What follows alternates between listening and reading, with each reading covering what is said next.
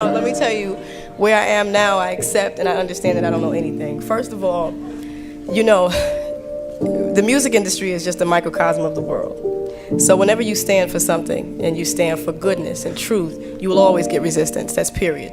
Whether you're in the pharmaceutical industry, the record industry, or whatever. Whenever you stand for truth and for the service, the service of others. See, I could make money very easily. I could make records that are self-indulgent and, basically self-promote me. I could do that. Promote myself. That was redundant, but you know what I mean. Just do those things. It's very easy. As a matter of fact, lyrically as an MC, that stuff comes easy. But in order to promote something higher, I feel now, at the ripe old age of 25, that the only thing that I could do is serve others.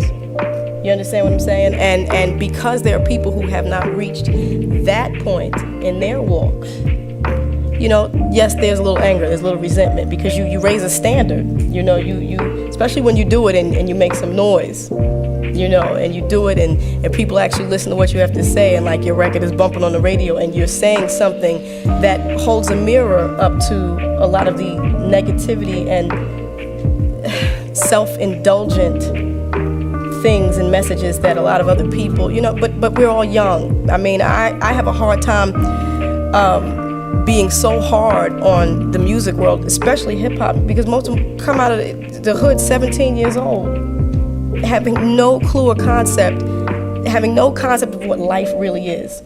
And because hip-hop is so fast and what we like changes so quickly, by the time they do get a concept, they're no longer making records. So I've been put in this unique position. I have this very unique responsibility that God has made me aware while I still have the mic.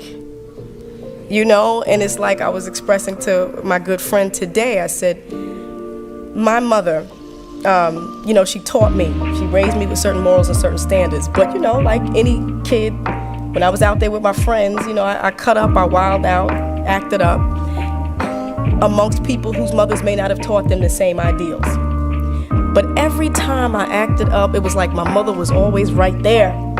She was always there, like, Lauryn, I see you and you know better. And I got in trouble, and that is how my Father in heaven responds to me. Listen, I told you don't do that.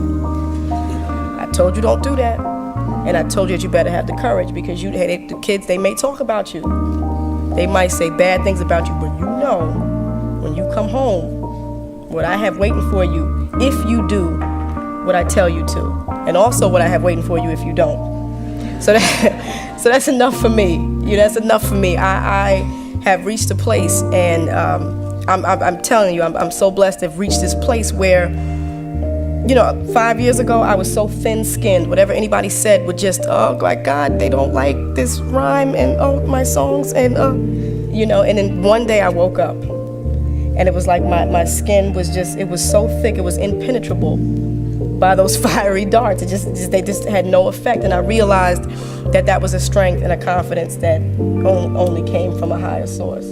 And, we have to be determined, and you have to know that, for me now, I'm learning that it's more important to be righteous than to be right. I've tried to be right. This is right. This is an injustice. This is a travesty. I'm right. But I've been very unrighteous and still right. Oh my God, because you can attack someone completely right, but it doesn't resolve anything. It doesn't solve your problem. So I understand now that the battlefield and that the war is so much greater than what we see before us. I live in this physical body. This is like my address, like 22 Eder Terrace. I just gave everybody my address, but that's my address.